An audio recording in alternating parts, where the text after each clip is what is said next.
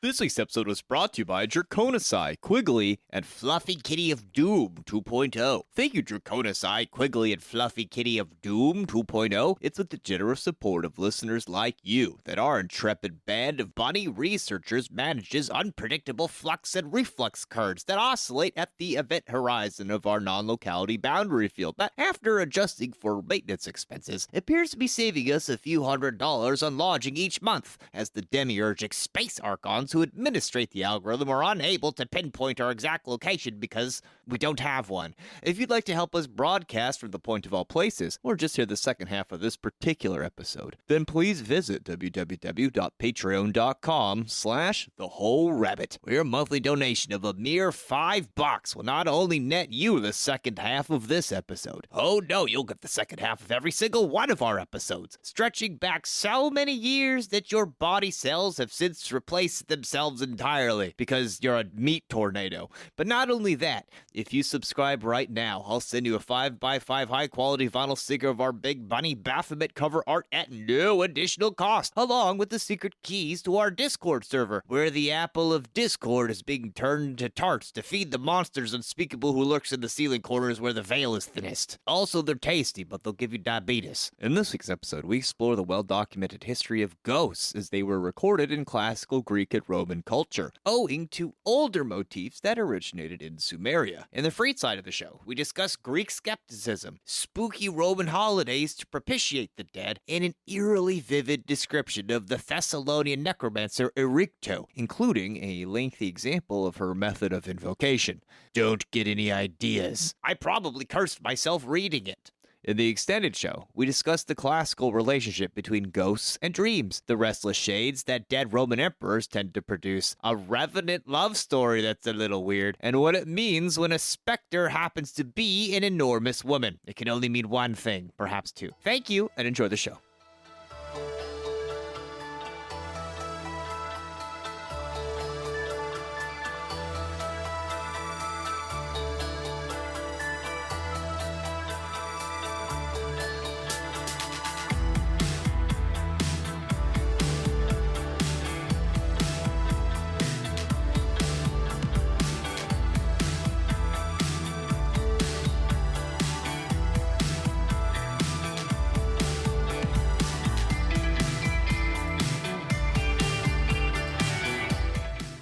Why wasn't there any McDonald's in the Roman Empire? Why? There was too much grease. Oh, well, you could fry the chicken in it. Racist. Opera socks chicken. You guys know who's in favor of bringing Roman numerals back into use? Who? I, for one. Ah. That would got you. No, it's good. Oh, wow. That took me a second because I'm stupid right now. Wow. You know, my daughter has a math test on Roman numerals. Yeah? I told her I hope she gets a C. Oh, nice. Yeah, 100, right? I'm happy somebody explained it, because I almost didn't get it myself, so. You should never give a Roman a high five. No? Why not? No, otherwise he'll give you HIV. Oh, that's a bad joke. Yeah, because 5 is V, right? So Oh. it's a high V for 5. HIV. That is a bad joke. Dude, All right. I like it. Don't blame me. The Greeks invented the threesome, but it was the Romans who thought of adding women. Nice. Dude, I got an even better one. So the Arabs invented the condom by using goat intestines. The Romans actually improved it by removing it from the goat's body. Oh my god. Oh, jeez. Oh my god. Deus Volt. How do you arrest a Roman woman? How? Caesar? Oh. These jokes are off the hook. Oh my god. Carpe Chum.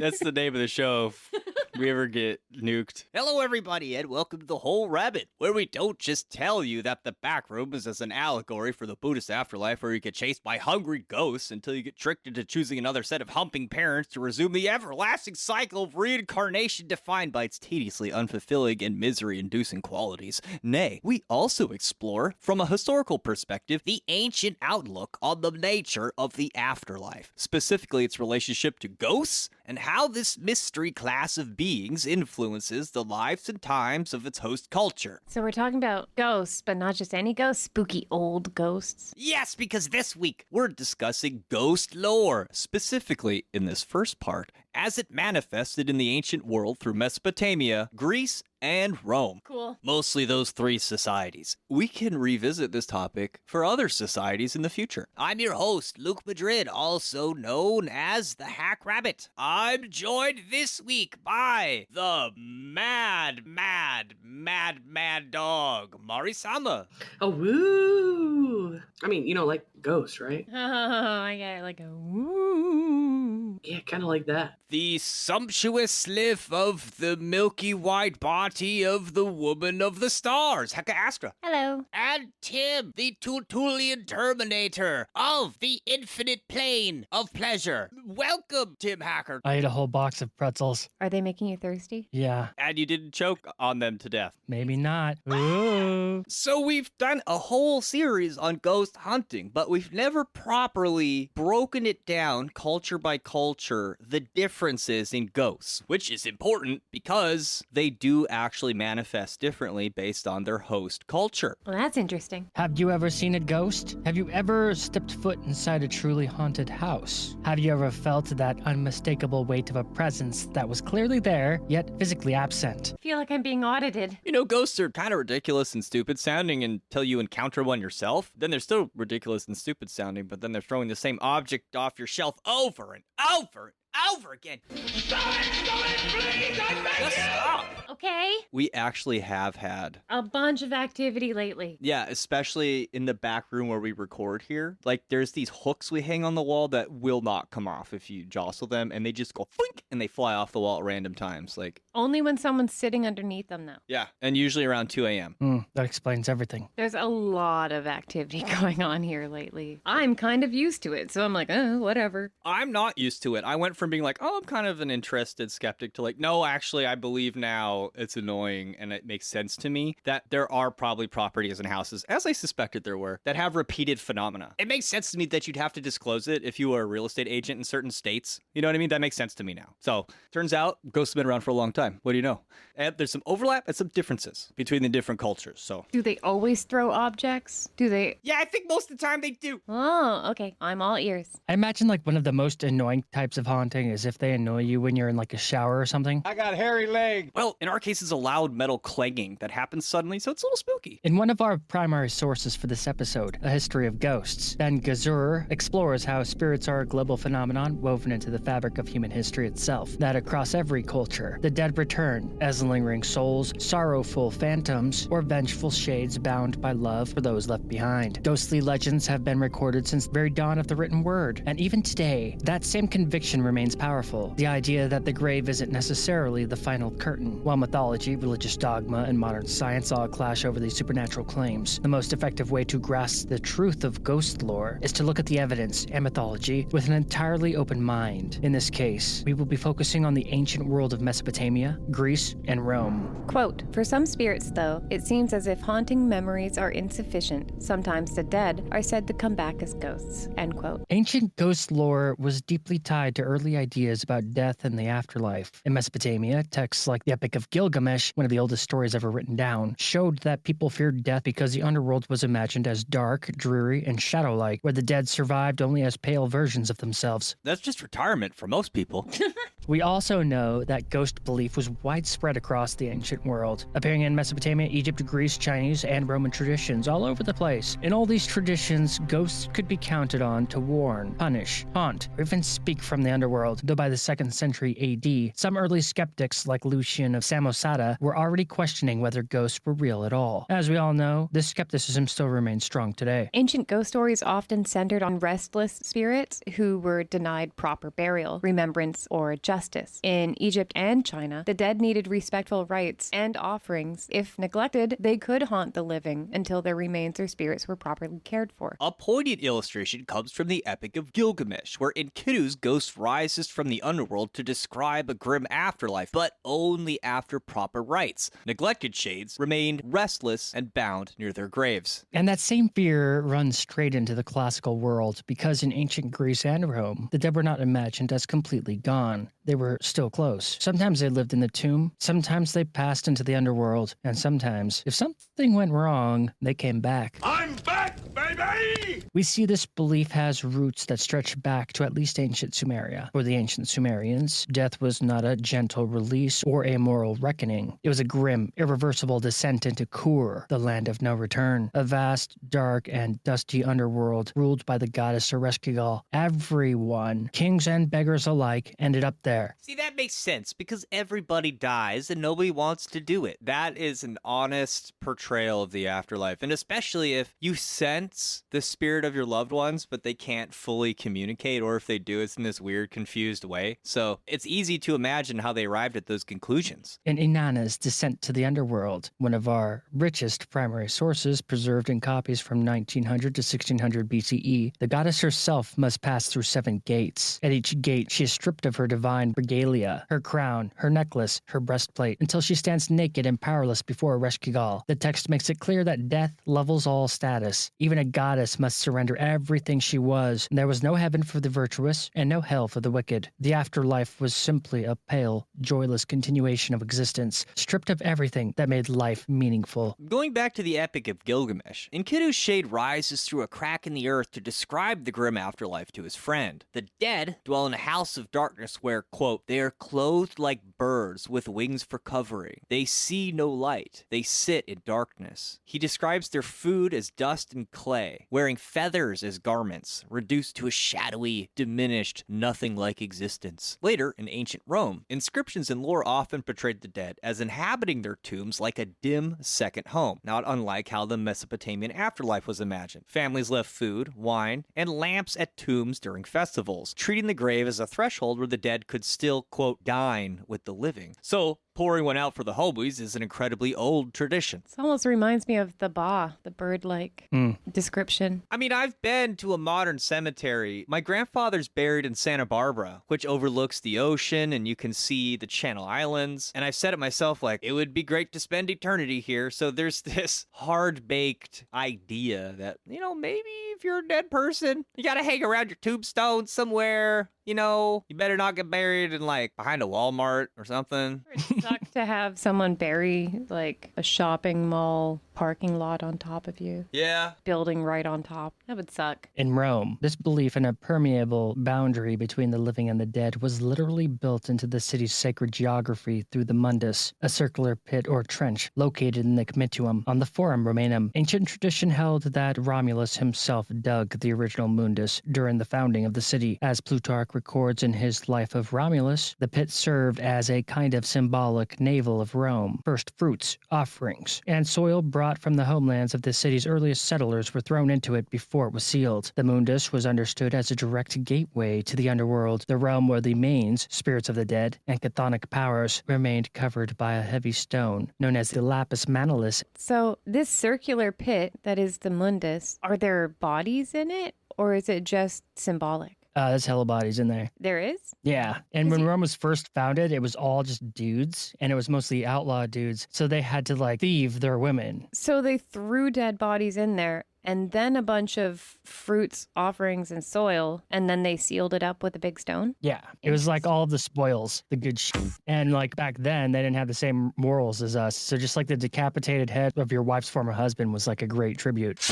Whoa. Check this out, honey. Oh my god! Yeah, I know. It's great. Woo! So this wasn't like common for people to just be thrown in there. It was kind of like whatever went in there was an offering. Well, it's also the age of myth. So while it does exist, a lot of the stories around it should probably be taken with a grain of salt. Like, who really believes that Romulus existed, for example? Yeah, it sounds like this was an institutional practice close to like how we would think of Halloween. But yeah, he explains a little more. Just to be clear, this is not like the Roman version of how they buried their dead in like a cemetery. This is like a... No, Okay.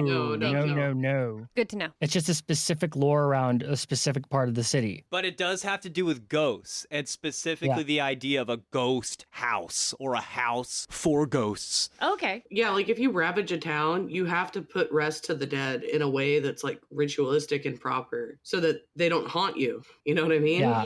And like the amount of violence violence that the founding of Rome had is insane to think about. Yeah, Like when you really read it. that makes total sense. Yeah. So instead of like a burn pile or like just doing like an anonymous grave, they actually like put food in there and then like put a rock on top. Like they mark the grave as well. That's kind of like when you go to the cemetery and they have all the unmarked graves of fallen soldiers. They buried every soldier like it wasn't just Americans. So, it's just like whoever the was dead, there's a proper burial and everything just in case. Most of the year, the pit remained covered by lapis manalis, but on 3 specific days, August 24th, October 5th, and November 8th, the stone was ceremonially removed. These were considered dies religiosi, inauspicious days when public business, legal proceedings, and even marriages were avoided, because it was spooky time. With the pit open, the spirits of the dead were believed to rise and walk among the living once more. Like Dia de Muertos? Yeah. That makes sense. But it's not to be mistaken with Saturnalia. No.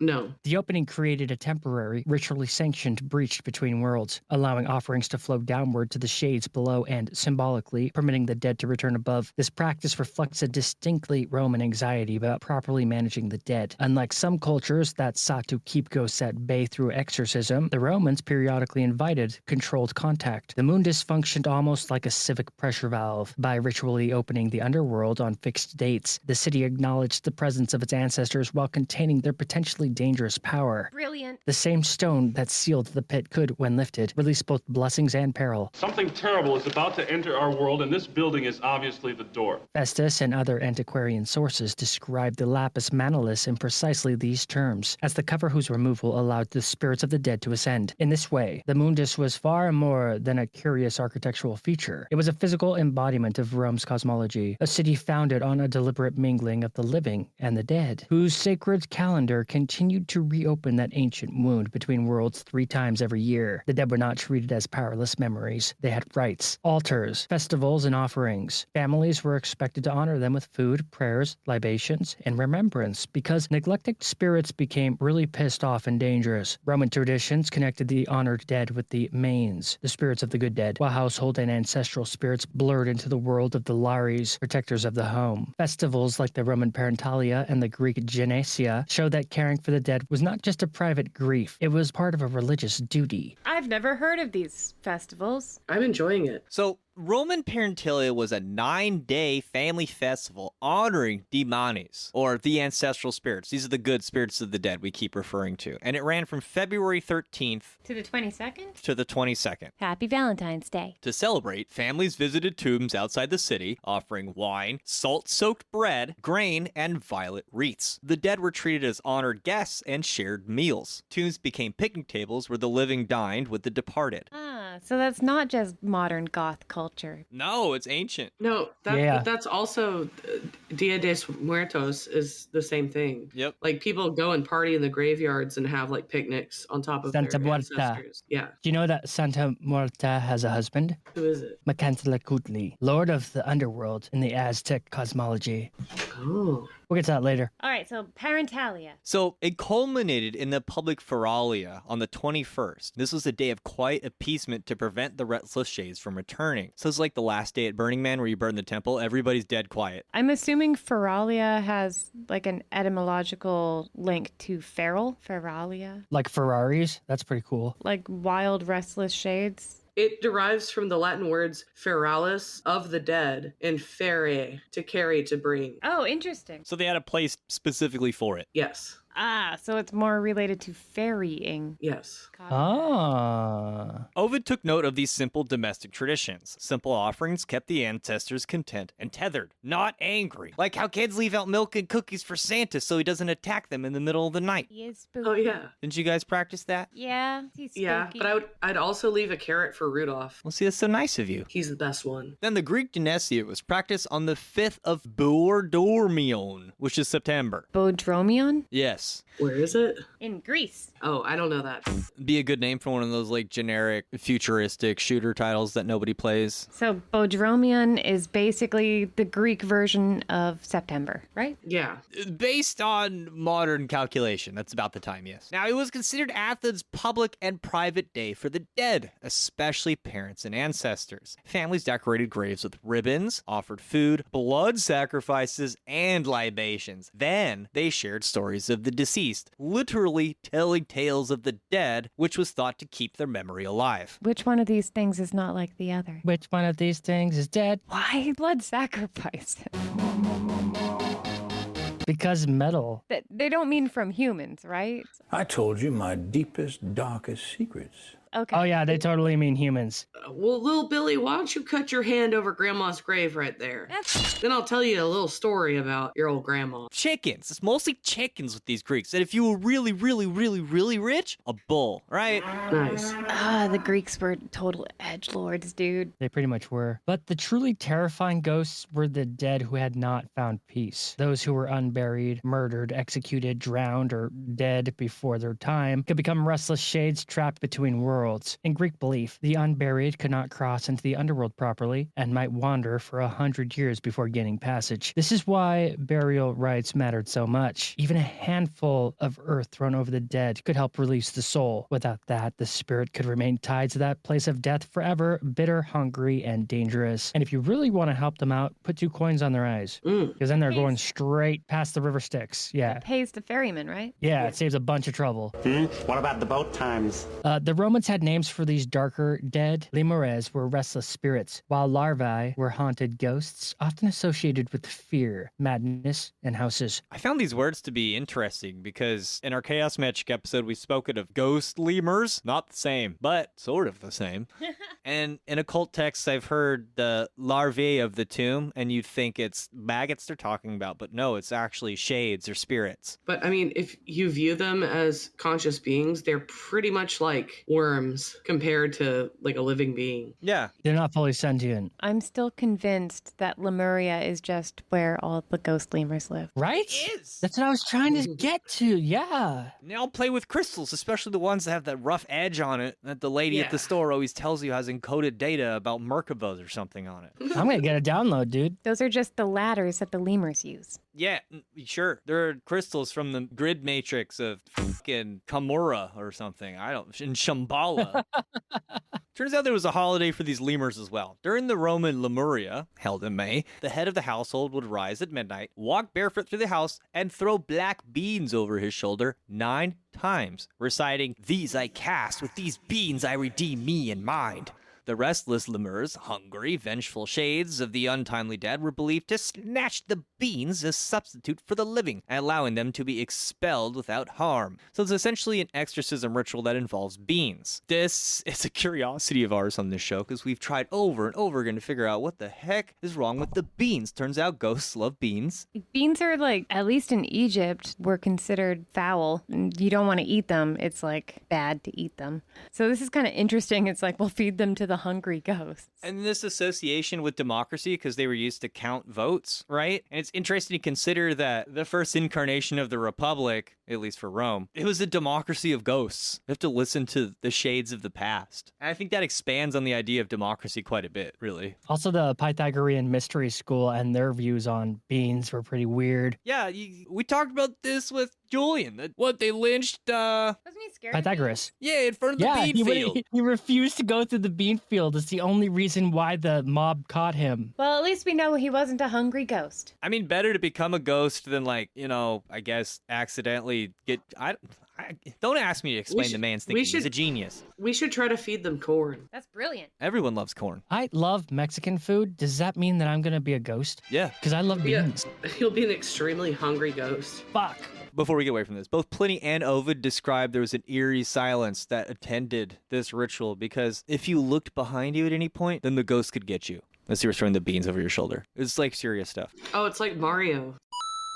So Yes. like when you look at the ghost, they stop, but when you turn around, they're following you. Yeah, exactly. Just like ghosts in real life. Except it's the opposite of Mario, because if you turn back, then the ghost will get you. Yeah. Oh, Sodom and Gomorrah. Yeah. The ritual shows how serious this fear was. The dead had to be fed, honored, appeased, and sometimes expelled. In the ancient world, ghosts were not just spooky stories, they were part of the sacred maintenance of reality. And this is why so many Greek and Roman ghost stories involve murder, bad burial, unfinished business, or spirits begging the living for help. Stories like Achilles mourning Patroclus, Elpenor asking Odysseus for burial, Pliny's chained ghost all come from that same ancient fear that the dead do not rest until the living do what they owe them. But what's interesting is that even in the so-called rational classic world, ghosts never fully disappeared. The Romans were practical, and the Greeks loved philosophy, logic, and debate. But even they still told stories of apparitions, haunted houses, battlefield spirits, and the dead returning to speak with the living. Greek culture often treated the supernatural through mythology and philosophy. But even among thinkers and writers, the question of ghosts remained an open topic. In letters 727, Pliny the Younger wrote to his friend Sura. I am extremely desirous, therefore, to know your sentiments concerning specters, whether you believe they actually exist and have their own proper shapes and a measure of divinity, or are only the false impressions of a terrified imagination. Classical writers showed that belief in dreams, visions, and apparitions could exist even among intelligent people. Pliny took dreams seriously enough to discuss whether they predicted real events, while his uncle, Pliny the Elder, supposedly wrote about the German wars after dreaming that the dead Drusus begged him not to be forgotten. So a ghost made him write a book? A history First book? time? Like, you must write a boring history book,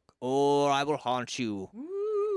It's like, oh, give me a homework assignment, ghost. Come on. I'd be so down. Plutarch also believed ghosts and visions mattered, especially when they appeared to major figures like Dion or Brutus before death. To him, strong-minded philosophers and statesmen saw specters. Then ghosts could not simply be dismissed as the delusions of the weak. As Yeah. Plutarch wrote, Exactly. Sorry, I'm getting too excited. Go ahead. as Plutarch wrote, But if Dion and Brutus, men of solid understanding and philosophic training, and not easily cast down, are overpowered by anything that happened to them, were so affected by a specter that they actually told others about it, I do not know, but we shall be compelled to accept that most extraordinary doctrine of the oldest times, that mean and malignant spirits, in envy of good men and opposition to their noble deeds, tried to confound and terrify them. But the ancient world also had skeptics. Lucian mocked ghost stories and superstition, describing gatherings where philosophers and educated men tried to outdo each other with ridiculous supernatural tales. In his satirical dialogue, The Lover of Lies, Lucian channels his empiricist skepticism through the character Decaides, who endures a gathering of supposedly learned men swapping ever more absurd ghost stories, sorcerous cures, and supernatural tales. In one example, shortly after his wife Demenity's funeral, Eucrates, framed as a learned man, is lying awake at night when her ghost suddenly appears beside him. Instead of a poignant reunion or dire warning, she crossly complains that one of her favorite sandals was left behind and not burned upon her pyre, leaving her improperly equipped in the afterlife. Eucrates dutifully fetches the missing sandal and has it burned the next day, after which the fretful shade never returns. Ah, it's interesting. No bustin'. After hearing claims of haunted houses exorcised by Pythagorean rites, animated statues, and spectral visitations, Tychiades dryly declares, I don't believe in such things unless I see them with my own eyes. If I did see them, then obviously I would believe in them. Democritus was so convinced ghosts were not real that he supposedly lived in a tomb to prove that he was not afraid. When local boys dressed in black wore skull masks and danced around the tomb to scare him, he simply told them to stop acting like idiots. So even in antiquity, ghost belief was already caught between terror, entertainment, philosophy, and skepticism. Wait, so you're telling me that like 2,000 years ago, they had folks pulling like this weird Pranks? like Instagram live feed, like, I'm gonna go live in a tomb and see if there's any ghosts that come and haunt me. This is literally a Mr. Beast challenge. I know it is. I'd be totally down too. Dude, if a place is haunted and you want to see something, just bring me along with you. I'm like an antenna. That makes sense. There's certain people that probably have always attracted ghosts. So you could go your whole life and never have any paranormal stuff happen, and then you marry someone like that and it's like all the time. That's what I was about to say, that Hecka was pretty haunted. I mean, she had Fucking Mothman on top of her trailer in Canada. It's true. I don't know if it was Mothman, but it was scary. That's just, Oliver is one of those places that is like a high strangeness location, you know? See if this sounds familiar to anybody. So one of the earliest well-documented haunted house stories comes from Pliny the Younger around 100 AD. In Athens, a large house was plagued by the terrifying apparition of an emaciated old man, shackled and rattling chains. You do not believe in me. Residents who heard the clanking suffered sleepless terror. Some even died of fright. The philosopher Athenodorus rented the suspiciously cheap property, stayed up writing, and calmly followed the silent specter when it appeared. The ghost led him to the courtyard, vanished into the ground, and the next day a skeleton bound in chains was dug up and given a proper burial. The haunting ceased immediately. Isn't this how you get the free house and anvil in Elder Scrolls Oblivion? Yes. It's like exactly this story. It's probably what inspired it. And this story contains almost every classic haunted house ingredient. The abandoned home, the nighttime sounds, the brave investigator, the hidden corpse, and the idea that a haunting can be resolved when the dead receives justice. Greek and Roman ghost lore also include haunted battlefields and heroic spirits as well. In the years and centuries after the Battle of Marathon, 490 BCE, locals and travelers reported hearing the clash of arms, the neighing of phantom horses, my favorite, and the shouting of invisible warriors, replaying the famous Athenian victory over the Persians at night. The traveling writer, Pausanias, 2nd century CE, recorded that on the plain one could still witness spectral combats, a haunting auditory echo of collective trauma imprinted upon the landscape itself. At least that's what we would say today. I couldn't help but think of the Marathon extraction shooter. That's like some fun background lore. It's like ghosts haunt this ancient battlefield. It's a cool tie-in anyway. Meanwhile, battlefields of Troy were imagined as a place where the spirits of Homeric heroes still appeared in armor. Achilles, Hector, Ajax, and other legendary figures were not treated as dead in the ordinary sense, but as powerful presences who could protect, warn, punish, or terrify the living. In these stories, ghosts are not just pale shadows, they are memories made active, the past refusing to vanish, and the dead continuing to claim power over the places where history stained the earth. But in the ancient world, people did not only fear the dead returning on their own, they also believed the living could reach down into the underworld and drag the dead back up. That's where ghost lore crosses into something darker, necromancy. Not necrodancy.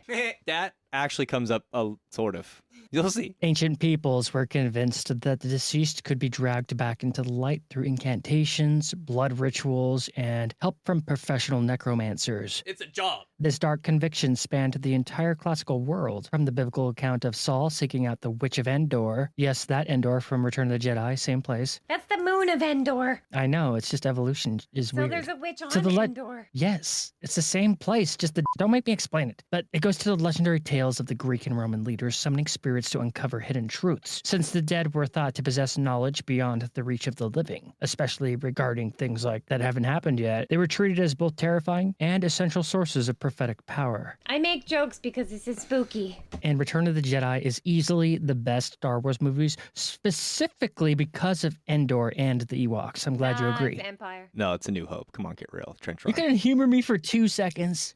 Okay, fine. Little bear. Pika. So, one example our culture might be somewhat familiar with already is King Saul, who, deserted by God for staring down the Philistine war machine, donned a disguise to visit the Witch of Endor. He demanded a ritual, divide for me a spirit, and bring up for me one I shall name. The terrified medium witnessed a shade rising and screamed, I see a divine being coming up out of the ground. An old man is coming up wrapped in a robe. Saul immediately knew it was Samuel. Why have you disturbed me by bringing me up? Is this the biblical Samuel? Yes. Oh. And then Samuel told him that he's basically God's enemy and that the kingdom was going to go to David and that Saul and his sons would be dead by tomorrow. Bad news. The king collapsed in fear and, wouldn't you know, he's dead with his sons the next day. Brutal. But that's an example in the Bible of a king doing the necromancy for answers. You know what I mean? Yeah. It's an ancient practice. Doing the necromancy. Certain places were believed to be natural doorways to the underworld. These included caves, lakes, rivers, volcanic areas, and sacred openings in the earth where spirits could be contacted. The Greeks and Romans connected many of these sites to myths of Hades, Persephone, Cerberus, Hercules, Orpheus, and Aeneas.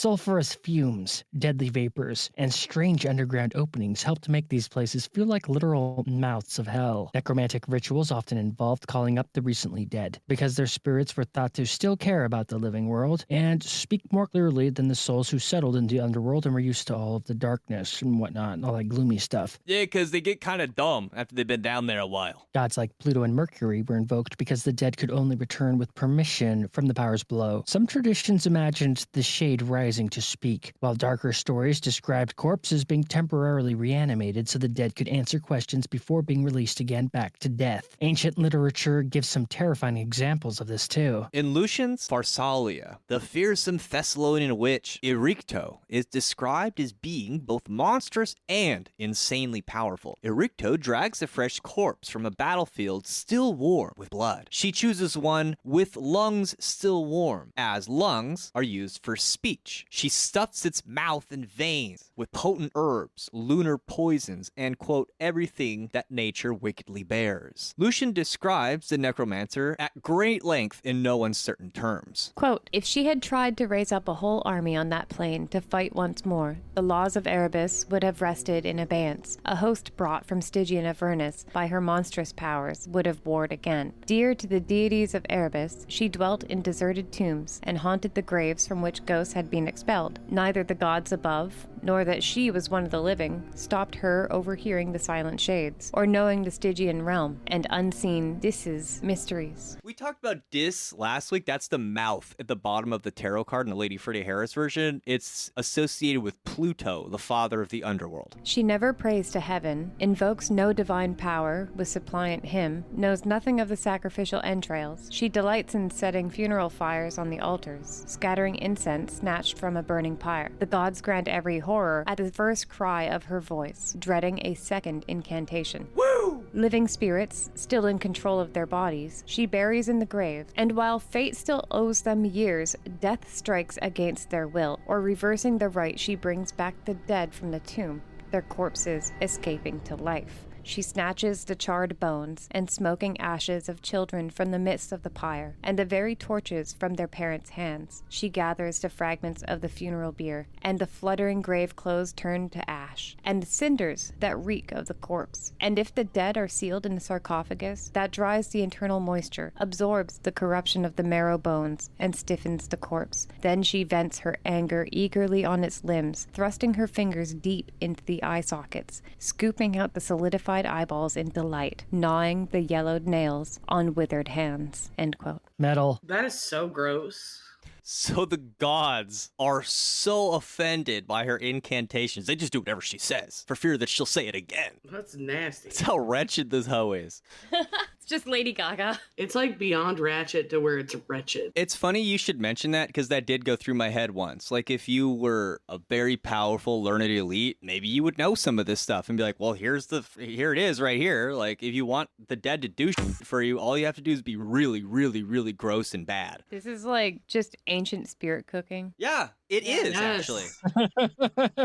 Dude, you called it. It's like some Marina Abramovich stuff in like ancient, what is this, Greece? See, that's the thing, is even if none of that is true at all, there is some like weird historical basis for that stuff working. And so even if none of that stuff is true, well, it's believable maybe for that reason. Just keep it in your mind, right? But this is not all of what Lucian says of Erichtho. After mutilating the young and freshly slain soldier's body, Erichtho begins threatening the gods to force the spirit back into its body. Lucian continues, with this foaming at the mouth, she raised her head to find the shade of the unburied dead close beside her. It feared the lifeless corpse, the loathsome confinement of its former prison. It shrank from entering the gaping breast, the flesh and innards ruined by the mortal wound. O wretched ghost, iniquitously robbed of death's final gift, that is, to die no more. Erichtho marveled that fate could be delayed so, and enraged by the dead, she lashed the inert corpse with a live serpent,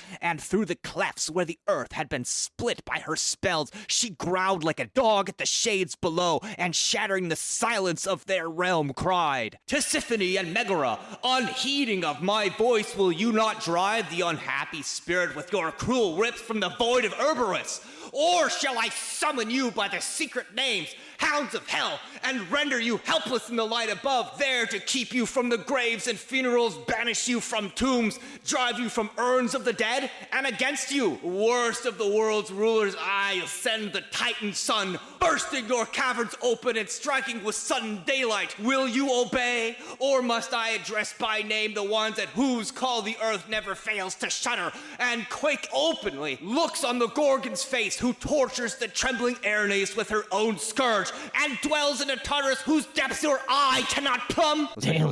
Dude, you're so loud. That was crazy. Standing ovation. To be or not to be? That is the question. So she literally threatens the gods, specifically Pluto, conjuring the Titan of the Sun, in some translations, to burst forth his domain and whoop his ass with sunlight if he does not pull up this spirit and put it back in this body right the now. Yikes. Yeah, and then upon this, the reanimated soldier, horrified at being yanked back from the dead, describes the torments of the underworld and prophesizes doom for Pompey's side. Then he begs to be allowed to die again, if that would be cool. Makes sense to me. Have you ever seen The Prophecy? The one with Christopher Walken. Eternity, here, in that sagging skin suit. I love that movie. Lucifer at the end is the best. Isn't that Aragorn? Yeah, he plays the best Lucifer ever. He does. He's actually my favorite. Apuleius tells of a dead man being brought back to life with herbs and ritual prayer, only for the corpse to ask why it was disturbed instead of being left in peace. In The Golden Ass, where I put my thumb, where this story is told.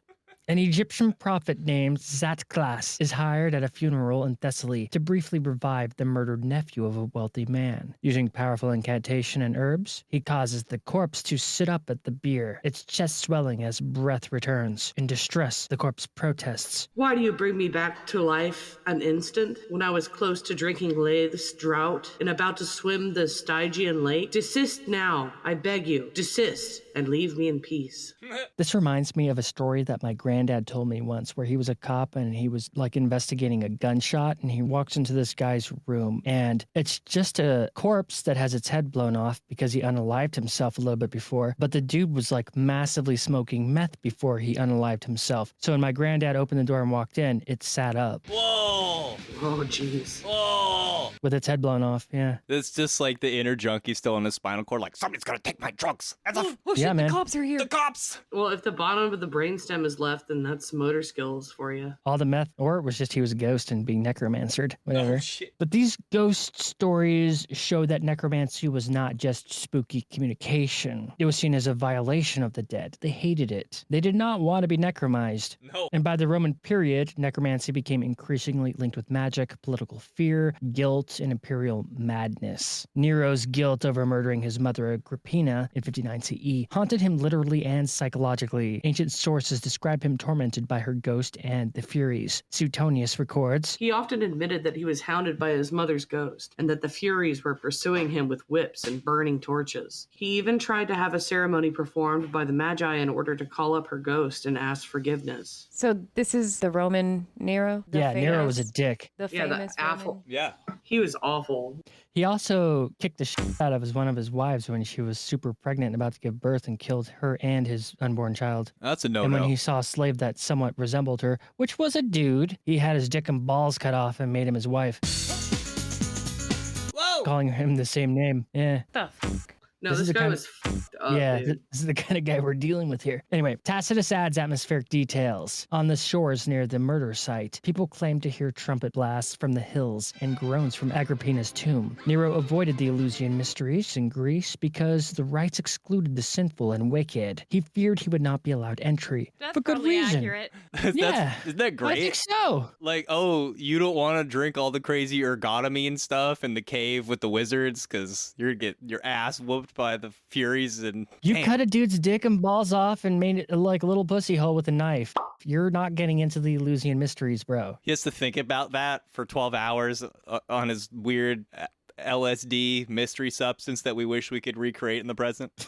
No, I think he was just like mentally ill. Well, yeah. I think that it was a different mentally ill than like Caligula. I think his was more drunk on his own bullshit, kind of mentally ill, whereas Caligula probably had some brain damage from that fever that he almost died from. Nero 100% has mommy issues. Anyway, Caracalla, tormented by the ghost of the brother he slew, desperately sought out forbidden arts of necromancy to find peace. But not all summons were so dark. Even the shades of Achilles could be drawn back from the underworld. Appearing in the soft light of the dawn, the hero sang of the Trojan War with a voice both musical and resonant, providing deep insights into the legendary battles before the rising sun forced his retreat. The vine dresser depicted this spectacle hero as, quote, tall, with a beauty that was divine. His hair was long and golden, and his eyes shone like the sea, end quote. Achilles discusses strategy, laments lost comrade, including Patroclus, and even corrects Homeric details, showing the dead hero as an active, opinionated presence, still engaged with the living world. This contrasts with the reluctant shades like those of Lucan or Apuleius, and illustrates how heroic ghosts could be consulted as oracular figures rather than just feared. So if you were a hero, you could become a force ghost, but you still were kind of like,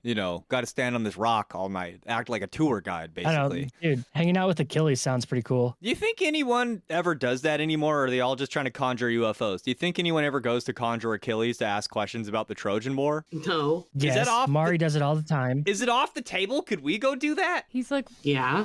Yeah. Why does no one ever ask me about this anymore? Bro, what if it actually still works? Like, what if you go to these cliffs and you give like an offering on the right day and all that, and the dude actually shows up, but all he'll do is answer Achilles questions is about like, the Trojan War? yo, dude, let's try that. Let's do All it. right, we're gonna do a road trip to Greece. Yeah. Oh, I'm down. It's like, damn it, Mari's driving. I thought no one was gonna ask me about this anymore. He's like forgotten a bunch of stuff because he's been studying World War II instead lately. Yeah, I was about to say, dude, let's talk about World War I tactics. Oh, jeez. He's like, oh, thank goodness, that was more recent. Trench warfare? Oh my god. No one cares about javelins anymore.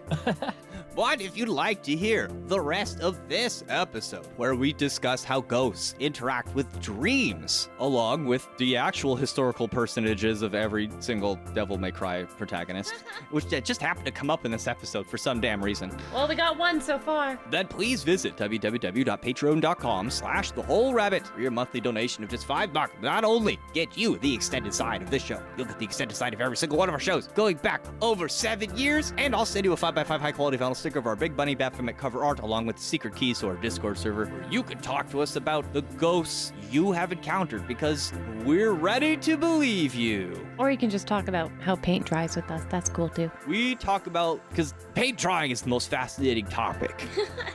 I specialize in Viridian paint drying, FYI. Wink, wink.